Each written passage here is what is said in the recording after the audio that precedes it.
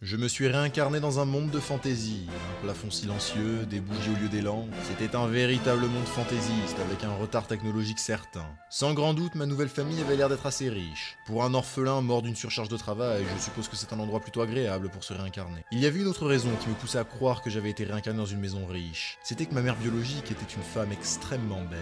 Fort heureusement, il semblerait que je n'aurais aucun problème pour ma vie amoureuse dans le futur. 3 ans plus tard, j'ai vu le monde à travers ma fenêtre pour la première fois depuis mon berceau. C'était une expérience incroyable. Le monde extérieur était si vaste. Et ce, même en prenant en compte le fait que je n'étais qu'un enfant. Ceci dit, mon aventure s'est terminée assez rapidement. Ma nourrice m'avait pris dans ses bras. Je ne comprenais qu'à moitié la langue de ce monde. Apparemment, ce que je faisais était dangereux. Elle me parlait de grand-duc. Je ne comprenais pas toutes ces phrases. Éventuellement, j'ai réalisé que ma famille faisait partie du Grand-Duché, lequel était connu à travers tout le royaume. J'étais le fils du Grand-Duc Dragonia, du royaume de Lionheart. 8 ans plus tard, j'ai commencé à apprendre l'art de l'épée pour devenir un futur chevalier du royaume. Le chevalier d'un monde fantaisiste. Est-ce que j'étais sur le point aussi d'apprendre le maniement de l'aura ? Mon maître est un chevalier envoyé par le palais, le chevalier sacré Sir Gothic. De mon côté, j'avais hâte de commencer l'entraînement. Cela dit, je ne m'attendais pas à quelque chose de la sorte. Cet énorme sadique me tue au travail jour après jour. À 14 ans, je découvrais enfin qu'un chevalier sacré n'était rien d'autre qu'un monstre à forme humaine. Qui plus est, il était presque impossible d'en devenir un. Pour ce faire, il fallait compléter des quêtes à travers un entraînement particulièrement difficile. Toutefois, devenir un chevalier du royaume à travers son expérience et son honneur pour être enfin choisi par le Saint Graal et boire l'eau bénite était un véritable privilège.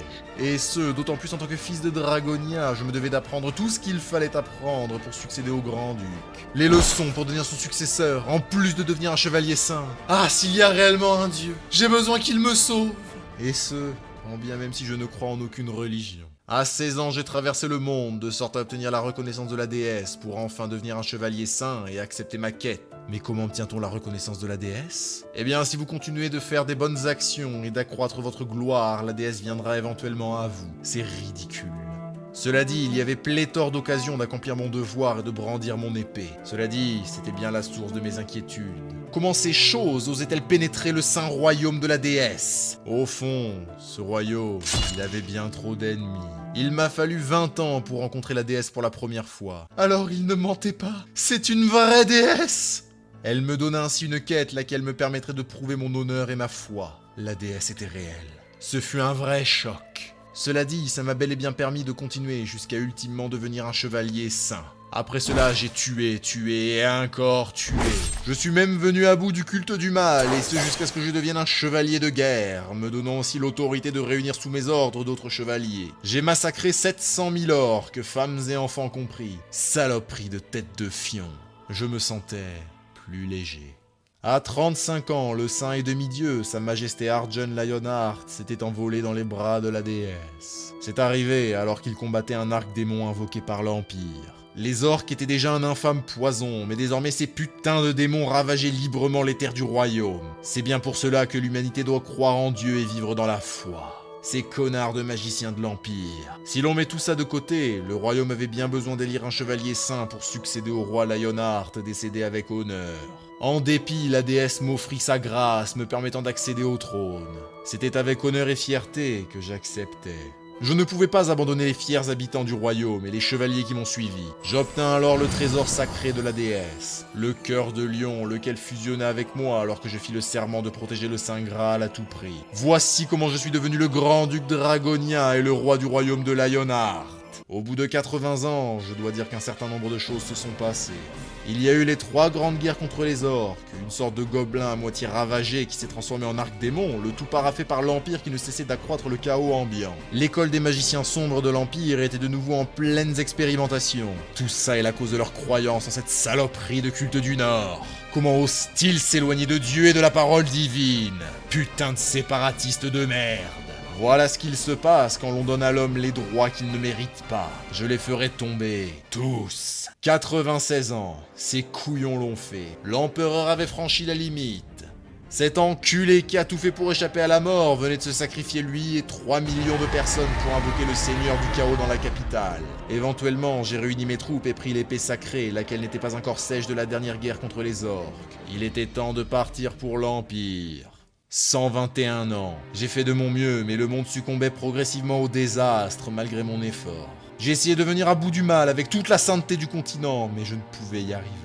Les morts s'empilaient. La finalité victorieuse de notre combat s'éclipsait au fur et à mesure que le temps passait. Ma déesse, vos agneaux tremblent de terreur. Ces femmes consolant leurs enfants, hurlant au désespoir avec des larmes chaudes sur leurs visages. Ceux qui avaient tué leurs frères. Les jeunesses se rassemblaient dans les flammes qui mourraient au loin. Les cris de ceux qui leur avaient tout pris. Les entendaient-ils? Ces chevaliers qui plantaient leurs graines d'espoir sur ces terres de malheur gorgées de sang. Ma déesse, votre serviteur, fier détenteur des armes saintes. Mes soldats et moi, nous enrageons pour vous, pour nos femmes, pour nos enfants. Quand bien même nous nous battions, votre chevalier, ma déesse, il ne pourra pas venir à bout du mal qui s'étend au-delà de l'horizon. Ma déesse, qu'est-ce que cet insensé chevalier doit-il faire? Pour notre déesse, nous nous battrons. Pour notre honneur, nous les vaincrons. Qu'importe l'ennemi, la déesse sera toujours avec nous. Pour la déesse, pour Lionheart. Cet hiver a été le théâtre de notre dernier combat contre une horde infinie de démons qui souillaient la terre. Les esclaves barbares servirent de valeureux boucliers humains. Les chevaliers ordinaires, armés de leurs lances et de leurs boucliers, moururent avec honneur aux côtés des glorieux chevaliers. Enfin, l'élu de la déesse, l'élu. Je continuais seul de tuer les démons, un à un jusqu'au bout des temps. J'ai vaincu nombre de seigneurs démons et d'arc-démons. J'ai montré à ces enflures le pouvoir d'un chevalier saint. 217 ans. L'hiver n'en finit plus. Les années passèrent, une à une. 256 ans. J'ai détruit le dernier portail démoniaque. Il n'y avait nulle part où fuir pour ces déchets. Oui, ces misérables suppôts du mal étaient coincés ici-bas avec moi. Je les tuerai tous, un à un. Je n'étais pas celui qui était prisonnier. Ils étaient ceux qui étaient prisonniers avec moi. 300 ans avaient passé. Le seigneur démon n'était plus. Un petit groupe était face à ce qu'il restait de la créature malfaisante. Le dit démon avait été vaincu d'un coup d'épée. Lève-toi, être de courage. Lève-toi et combat. Le petit groupe se demandait qui cet homme pouvait-il bien être. Je suis le roi Lionheart, le plus grand des plus glorieux chevaliers et le messager des saints temples. Léon Dragonia Lionheart. 300 ans. C'est au bout de 300 ans que j'ai pu rencontrer d'autres humains. Un portail s'était ouvert en plein centre de Séoul. Il était impossible de déterminer le rang de ce dernier. Seul un noir profond était visible. L'association des chasseurs de Corée a ainsi fait une requête officielle aux guildes du pays pour participer au raid, mais aucune guilde ne se résolut à y prendre part. La raison? L'impossibilité de déterminer la difficulté du portail. Au final, le gouvernement a ordonné à l'association de chasseurs de Corée d'y aller en premier, ce qui n'était ni plus ni moins qu'une mission suicide. Une fois dedans, tout ce que vit la puissante chasseur était un homme nu. Cette fille est Han Hari, l'administratrice associée de l'association de chasseurs de Corée. Elle était dans un autre monde. C'est l'administrateur en titre qui l'y sortit. Les deux discutaient à propos de leur dernière opération. Personne n'y croyait. C'était un portail démoniaque de rang noir, lequel contenait l'infâme lui-même. Ressortir vivant d'un tel enfer sans l'aide de la moindre guilde est un véritable exploit. Mais l'avoir terminé est encore plus miraculeux. Tout ça grâce à un homme. Cet homme est ce que l'on appelle un survivant. Il arrive parfois que des personnes venant des mondes à sauver survivent jusqu'à ce qu'une intervention d'une guilde soit faite. Ces portails ont commencé à apparaître il y a une trentaine d'années de cela, sur toute la surface du globe. Leur thématique est assez redondante. Un monde au bord de la destruction ou bien déjà détruit. Parfois, des survivants arrivent à revenir vivants, le tout en gardant la phénoménale puissance qu'ils ont obtenue dans leur monde d'origine. C'est pour cela que le gouvernement fait toujours en sorte de prendre bien soin de ses invités inopinés et de faire en sorte de les avoir sous leur contrôle. Harry ressassait l'importance de garder ce genre de personne à l'œil. Il est incroyablement fort. Il a tué le grand démon en un seul coup, là où un chasseur de rang A aurait risqué sa vie et l'aurait probablement perdu. Le monstre dont les plus puissants chasseurs ont peur. Il ne l'a pas juste tué, il l'a unilatéralement démoli. Cela dit, au moment présent, l'administrateur Kim a plus peur de la différence culturelle que d'autre chose. Mais Harry était sereine, il avait l'air d'être une bonne personne, elle pouvait l'entendre à sa voix. Misérable! Le verre qui résiste au démon, il l'avait brisé comme si de rien n'était. Comment oses-tu salir le nom de Lionheart? Oui, donc une bonne personne, avec simplement quelques soucis d'adaptation culturelle. 15 minutes plus tôt, le roi Lionheart était interrogé. Il se rappelait son ancienne vie avant sa réincarnation. Il était un pauvre orphelin qui est mort d'épuisement dans sa vingtaine. Après cela, il fut réincarné dans un autre monde et devint roi et chevalier d'un royaume pendant un siècle. Après avoir conquis le monde des démons, il les a chassés pendant 200 ans. C'était un miracle qu'il ait quelques souvenirs de cet endroit. Son interrogateur s'apprêtait à le questionner. Cela dit, ça ne lui sera pas avantageux de révéler qu'il fut des leurs jadis. Et puis, n'est-ce pas mieux de se présenter comme un preux roi chevalier ayant vécu 300 ans dans l'autre monde que comme un miséreux décédé d'épuisement à cause du travail? Pour vous, c'est votre majesté, paysan. Il était perplexe, mais il s'y est plié. Léon se demandait si son interlocuteur est simplement quelqu'un de bonne nature ou si le gouvernement ne serait-il pas juste prudent quant à la manière avec laquelle il approche leurs impromptus visiteurs. L'agent ressassait les événements qui ont amené le roi jusqu'ici. Le portail noir, enfin, le monde de Sa Majesté, est rentré en contact avec leur chasseur, là où de son côté il a vaincu tous les démons. Léon lui accorde ainsi le privilège d'enregistrer ses glorieuses péripéties. L'homme était plus que paniqué, mais le roi n'en avait pas assez de son jeu de rôle. Ce royaume n'avait-il donc aucune connaissance des règles de bienséance quant au traitement de membres de royautés étrangères? L'homme avait compris le sous-texte. Il s'activait pour lui faire livrer à manger. Léon souhaitait que l'homme lui parle de ce monde. À vrai dire, il devait savoir ce qui s'y était passé pendant son absence. L'homme s'active à lui expliquer. Il se trouve que leur cauchemar a débuté il y a 30 ans. Des portails ont commencé à apparaître sur toute la surface de la Terre, lesquels crachaient de terrifiants monstres. Depuis lors, ils sont restés en perpétuel état d'urgence. Au prix de nombreuses pertes, ils ont pu comprendre que chaque portail a un thème et une quête qui lui est propre. Dès qu'un portail est laissé sans surveillance, des monstres débarquent éventuellement sur Terre pour l'envahir. On toqua à la porte. L'homme se leva et indiqua au roi que son repas était prêt. Léon, dans ses pensées, constatait que c'était bien différent de chez lui. Eux se faisaient envahir comme des champignons après un déluge. En revanche, cet endroit des portails, des thèmes et des quêtes. C'est comme pour entraîner les humains à travers les dites quêtes. L'interrogateur venait de revenir avec un plateau en main. Le roi Lionheart était subjugué par ce qu'il avait devant les yeux. C'était un bouillon d'os mariné avec un peu de kimchi croquant. Le Seoleongtang. Quand il était ouvrier ici-bas, ce genre de plat était un mets auquel il ne pouvait que rêver. Si les gens apprécient ce qu'ils connaissent par rapport à la nouveauté, le roi Léon devait se retenir de dévorer ce qu'il avait sous les yeux. Il demanda d'un ton grave à l'interrogateur ce que c'était. L'homme en noir lui répondit qu'il s'agit là du Seoleongtang, un plat connu sous le nom de nourriture divine chez les roturiers. Léon renversa la table et hurla à ce misérable comment il osait salir l'honorable nom de Lionheart. Comment pouvait-il servir un plat de roturier à un roi? Voici Léon Dragonia Lionheart, l'apôtre des dieux, le gardien du Saint Graal, le propriétaire des armes sacrées. Va-t'en, médiocre plébien! Le némésis des démons, le bourreau, l'incarnation de la guerre de 300 ans. À son retour sur Terre, il avait compris. Ces misérables sont incapables de comprendre tout ça parce qu'ils n'ont pas de religion. C'est là le devoir de la famille royale d'éduquer la plèbe. Et oui, malgré son retour sur Terre, il reste un roi chevalier. Fort heureusement, il avait réussi à lui trouver quelque chose qu'il peut apprécier. Un beefsteak d'Aloyo avec un rouge de 93. L'administrateur en chef jette ainsi Harry dans la gueule du loup. Elle ira en premier. Mais celle-ci lui avoue qu'elle ne maîtrise pas le vocabulaire historique. Son supérieur lui dit qu'elle est la seule qui l'a complimenté dans le portail. Mais elle lui dit qu'il a simplement dit qu'elle était brave. Pas le choix. Harry pénètre sans aucune assurance dans la salle d'interrogation. Le roi Léon la reconnaît. Elle est l'épéiste de tout à l'heure. Elle est ravie de ne pas s'être fait jeter. Le plan semble marcher. Elle lui demande si son repas était à son goût. Eh bien, ça n'était pas mauvais, la sincérité du chef pouvait se faire ressentir. Cela dit, voyez-vous, la raison pour laquelle je vous ai causé du fil à retordre n'était pas parce que la nourriture était médiocre, mais plus à propos de votre attitude envers un roi. Comprenez que recevoir la royauté d'une nation étrangère implique qu'elle doit être traitée de manière appropriée. N'est-ce pas là le triste aveu du pitoyable état de votre royaume? Harry était déjà en difficulté. Léon Dragonia ne perd pas de temps pour entrer dans le vif du sujet. Eux aussi font face aux démons, ces créatures du mal.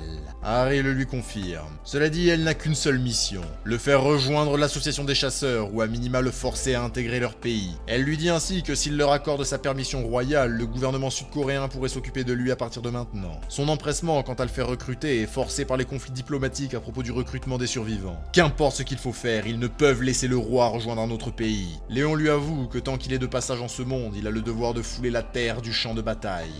Harry avait saisi l'opportunité pour le faire rejoindre leur association, mais... Je me dois de vous arrêter. Un roi ne peut être le soldat de l'armée d'un autre royaume. Je vais créer un nouvel ordre de chevaliers dans ce monde. Harry en resta silencieuse, mais elle ne pouvait qu'accepter. Une fois sortie, elle demanda ce que les supérieurs en ont dit. Eh bien, leur besoin de survivants est tel qu'ils ont accepté. Elle était dévastée de voir leur gouvernement mettre un genou au sol face à Léon. Tout cela est la faute de ces enflures de guildes qui règlent tout par l'argent. Oui, eh bien...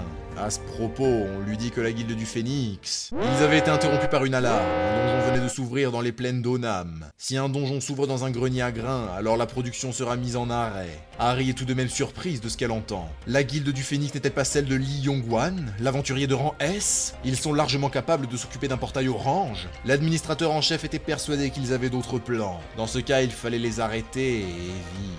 De son côté, il entendait tout. Léon commençait à comprendre. Il semble qu'ils sont en difficulté. De ce qu'il entendait, si une ouverture de donjon occure, alors le sol s'empoisonne jusqu'à empêcher le riz de pousser. Sans surprise, eux ne l'ont pas. Déméra, ma déesse Déméra, m'entendez-vous? Face au portail, les cultures faisaient pâle figure. Une fois l'association arrivée, ils retrouvèrent la guilde du Phénix et son aventurier de rang S, le maître de la guilde Lee Yong-wan. Le chef du département Qin et Hanari étaient là. Qui m'enrageait. Ce salaud avait laissé le donjon s'ouvrir et corrompre les terres juste parce qu'ils n'ont pas accepté leur requête. Il se trouve que la guilde du Phénix passe son temps à demander des exemptions fiscales sur les profits faits à travers les expéditions dans les donjons. Ils ont gagné énormément d'argent grâce aux ressources obtenues dans les portails. C'est une taxe d'1 milliard qu'ils essayent de faire sauter. Kim bouillonnait. Ces salauds s'en sont déjà mis plein les fouilles, mais ça ne leur suffit pas. Hanari dit à Yong-wan qu'il doit fermer le portail sans plus tarder, mais le maître de la guilde lui signale que ses membres sont gravement blessés.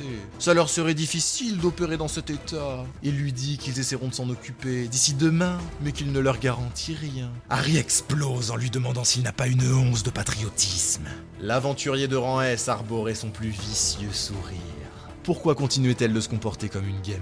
Ne lui a-t-il pas déjà dit lors de la draft de l'an passé? Dans ce monde, la justice, c'est l'argent et le pouvoir. C'en était trop pour le roi Léon qui ne supportait guère ce superficiel et désuet individu. Harry interpelle le roi par son nom, mais celui-ci la remet à sa place. Cette femme n'a le droit de l'appeler que par son titre. Yong-wan lui demandait qui il était, mais Léon lui dit de se taire. Comment une personne inférieure ose-t-elle parler? Le prestigieux aventurier ne supportait pas ce ton condescendant. Comment osait-il se moquer de l'un des 20 chasseurs de rang S et du maître de l'une des 10 plus grandes guildes? Yong-wan lui demande s'il est prêt à mourir pour son affront, mais Hanari l'arrête. Il fait face à un survivant. Son attitude changea immédiatement et il s'excusa pour sa rudesse. Le chasseur lui demande s'il vient du portail gris, mais le roi Léon l'interrompt. Un roi ne se répète jamais. Qu'on lui explique le problème clairement. L'association de chasseurs était ravie d'avoir son aide. Hanari lui explique qu'ils font face à une ouverture de donjon. Lorsque ces dernières arrivent, un nombre important d'éléments démoniaques sortent et empoisonnent les environs. En l'occurrence, les cultures ne peuvent pousser sur une terre malade. En ce qui les concerne, le grenier d'Onam est l'un des plus importants du pays, d'où le problème. Pour ce qui est de la solution, Hanari lui explique que de vider le donjon suffira à purifier la terre. Dans ce cas, le problème était simple, qu'ils appellent leurs troupes. Si demain est la date limite pour s'occuper du donjon, eh bien le roi interviendra lui-même. Hanari était ravi, mais le roi Léon l'informe qu'un roi d'une nation étrangère ne peut intervenir sur le territoire d'un autre roi sans son accord. Il faudra qu'il obtienne l'accord du roi de Corée. Si Harry lui dit que ça ne leur pose pas de problème, Léon lui dit qu'il y a un procédé légal à respecter. Comment pourrait-elle se revendiquer être un chevalier honorable sans se plier aux lois de son propre royaume? Yong-wan était sidéré. Cette enflure était encore pire que lui. Ultimement, ils ont fait remonter le problème au président. Léon avait l'aval du gouvernement. Quelque peu avant leur intervention au grenier d'Onam, Harry confirme au roi que les préparations sont prêtes. Cela dit, comment comptait-il utiliser cette chose? Eh bien, c'est plutôt simple. Leur terre est infectée, ils doivent donc la purifier. Harry ne comprenait pas comment il comptait s'y prendre avec cette poupée de paille. Léon avait demandé une chose, dont une poupée de paille.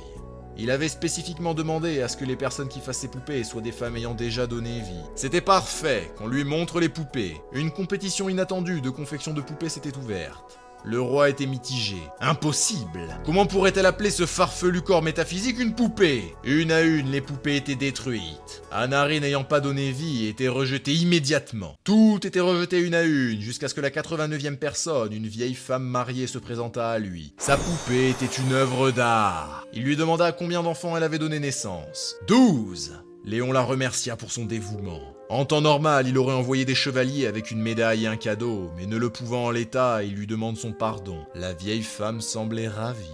Les préparations faites, le roi était retourné accompagné de Kim et de Harry au grenier. Un hôtel avait été installé avec la poupée. Les conditions ont été réunies. Sortant le Graal d'un portail, il en appela à la mère de cette abondante terre. Le peuple de cette région lui offre cette poupée des moissons, qu'elle la reçoive en offrande. Harry était choqué de voir la coupe se remplir d'elle-même.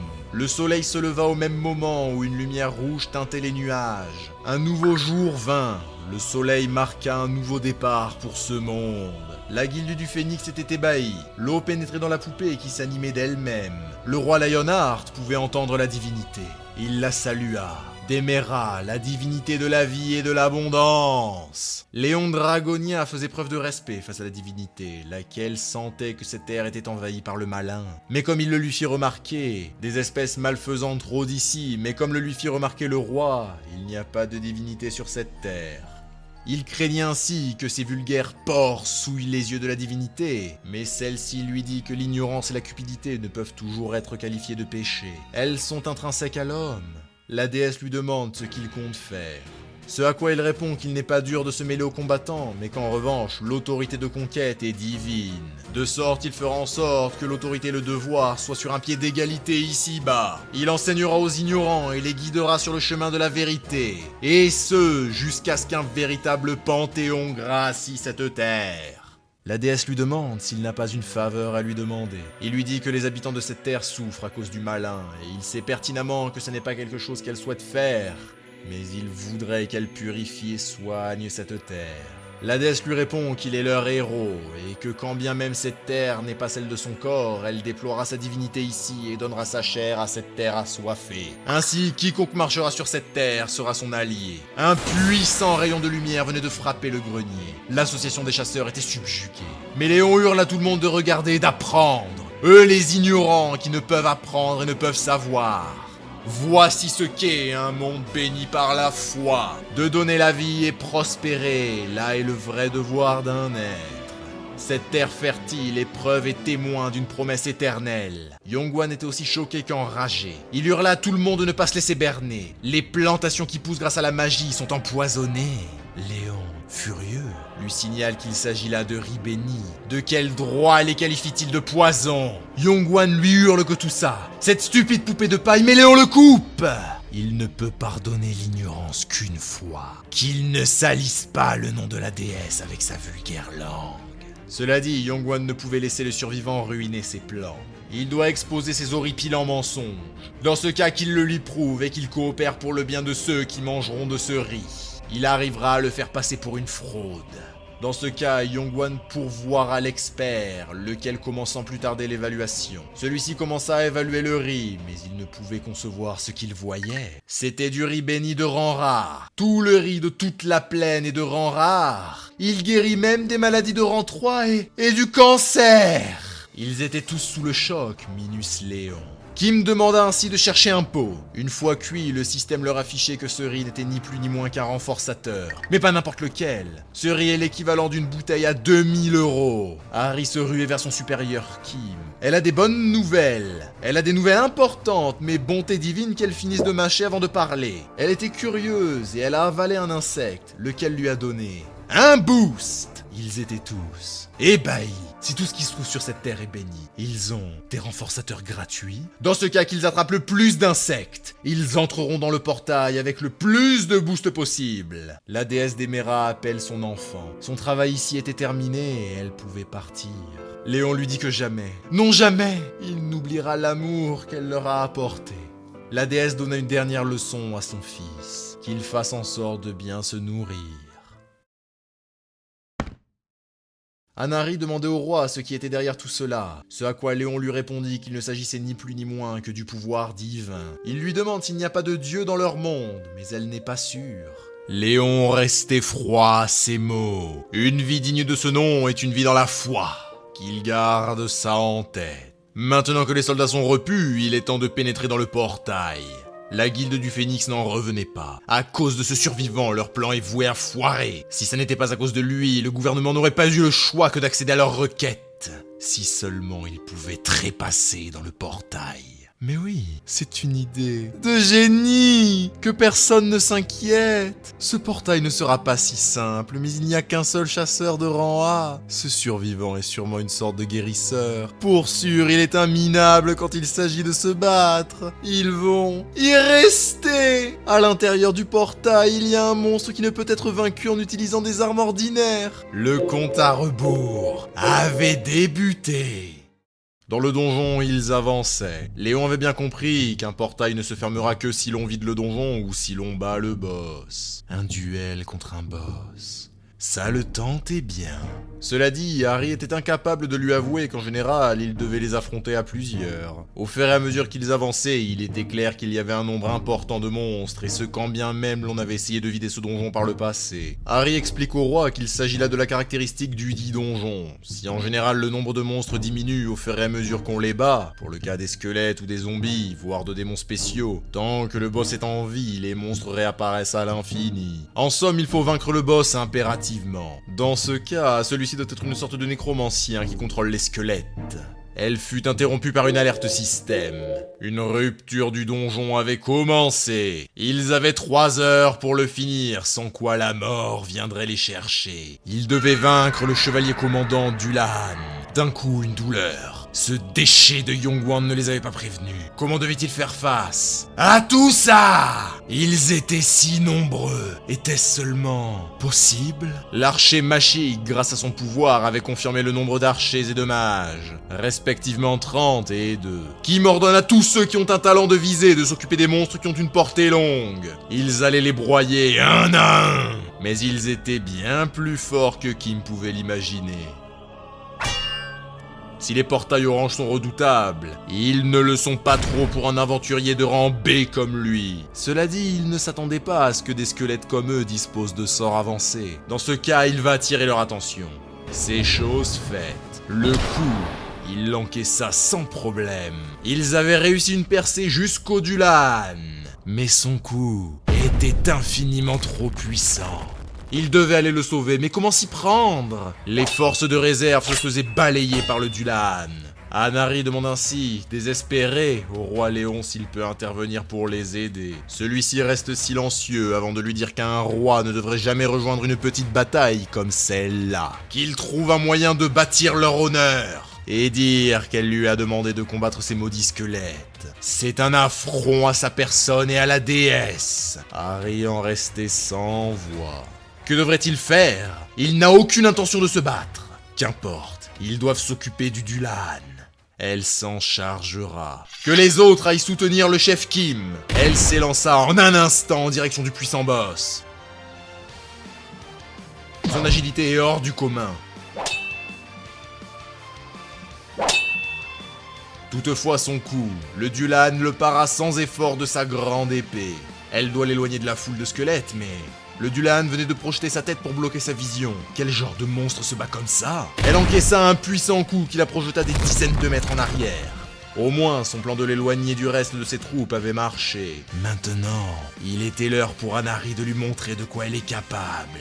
Dans une formidable explosion, elle allait le vaincre. Son coup partit à une vitesse folle, mais le Dulan l'avait bloqué avec le plat de son épée. Cette position, elle se savait condamnée. Une voix se fit entendre au loin. Magnifique. C'était magnifique! Ses talents à l'épée. Pour sûr, fut un temps, il était un noble chevalier. Léon s'excusait auprès du Dulan, lequel il avait pris pour un ridicule squelette. Dans ce cas, en tant que roi de Lionheart, il lui accorde le privilège de l'affronter en duel. Il n'y a guère de raison à blesser plus de troupes. Qu'il conclut cet affrontement à travers un duel entre chevaliers. Personne ne s'attendait à une telle intervention. Il venait de défier le boss à travers un duel. Pour sûr.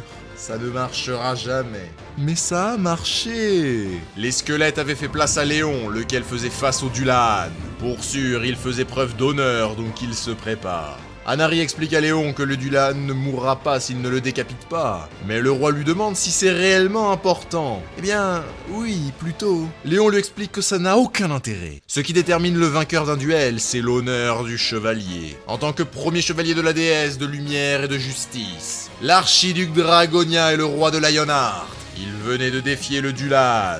Celui-ci se rua vers Léon et lâcha un coup surpuissant vers le roi, lequel en était sorti intact. Il avait paré celui-ci avec le revers de son épée. D'un simple mouvement, il annula l'offensive du Dulan et le tapa d'un faible coup sur son armure. C'était le premier coup. Le Dulan se ressaisit et se prépare à lancer un nouveau coup surpuissant. Les spectateurs du duel étaient inquiets pour le survivant, mais lui, il se savait futur vainqueur. Sans effort, il stoppa le coup du Dulan et le propulsa au sol. Les agents du gouvernement étaient choqués. Ils n'avaient rien compris à ce qu'il venait de se passer, mais Anariel l'avait vu. Elle était seule à avoir compris. En somme, il a réussi à intervertir la balance de poids en parant au moment où l'attaque toucha son épée avant de faire une coupe transversale. Personne n'aurait tenté quelque chose comme ça, et pourtant, ça faisait 2 fois. Qu'il se remette en position. Ça faisait un moment que le Dulan n'avait pas vu quelqu'un le traiter comme un vrai chevalier en lui proposant un duel. N'importe qui se serait imaginé qu'il s'agissait là d'un moyen d'échapper à un affrontement contre le chevalier sur son cheval. Mais ça n'était en rien le cas. Sa position, son regard, c'était celui d'un vétéran. C'était les yeux d'un fier chevalier en quête d'honneur. Le 3e coup du Dulan, il le para à nouveau avant de le repousser. Ça faisait 3 fois. Mais le Dulan était fier. Il se refusait d'utiliser ses pouvoirs de nécromancien contre l'homme qui le traitait avec dignité et respect. Ses chevaliers, tout ce qu'ils voulaient n'était autre qu'un vrai duel d'épée. Le Dulan avait oublié ce que ce genre de combat signifiait. Jusqu'à aujourd'hui, cela faisait 10 fois. Léon se devait de concéder que la technique du Dulan se faisait meilleure. Celui-ci se rappelait de son glorieux passé. Souhaitait-il continuer? Non, il en avait assez de causer des massacres. Cela faisait trop longtemps qu'il se battait sans honneur. C'est un privilège pour lui de pouvoir terminer sa longue journée comme cela. Il ne peut exister de plus grande fierté. Léon était ravi de voir que le Dulan avait regagné son honneur. Il priera pour lui. Qu'il croie en Dieu, et puisse ce dernier apporter la paix à son âme. Qu'il se retrouve un jour au banquet des dieux. Que la lumière soit. Le Dulan était libre. Sa malédiction n'était plus. Il pouvait reposer en paix. De retour du donjon, Anari et Kim étaient toujours ébahis de ce qu'il venait de se passer. Qui plus est, quand il a invoqué cette puissante lumière, n'était-ce pas là le pouvoir divin? La jeune chasseur lui dit qu'il n'aurait eu qu'à s'en servir plus tôt, mais Léon l'interrompt. S'il l'avait fait, ce chevalier n'aurait jamais pu mettre un terme à sa vie de nécromancien. Les chevaliers vivent de l'honneur. Le Dulan a reçu ce qu'il méritait en tant que noble chevalier. Quoi qu'il en soit, il était temps pour le roi de récupérer son butin. Ils faisaient tous face à ce que le Dulan avait laissé derrière lui. Son épée et sa cape, ainsi qu'une orbe. Kim était impressionné de la quantité de mana s'échappant de l'orbe. Il pourrait la revendre. Et Léon brisa ce putride artefact au désarroi de la petite assemblée. C'est ce genre de choses qui les conduira tous à leur perte. J'espère infiniment que cette vidéo vous aura plu. C'était le premier montage de Roi Magikarp, donc n'hésitez pas à le remercier pour son super travail. Sinon, si vous appréciez mon contenu et si vous le souhaitez, vous pouvez me soutenir sur Patreon. Sur ce, je vous dis à très vite sur Winter Solstice.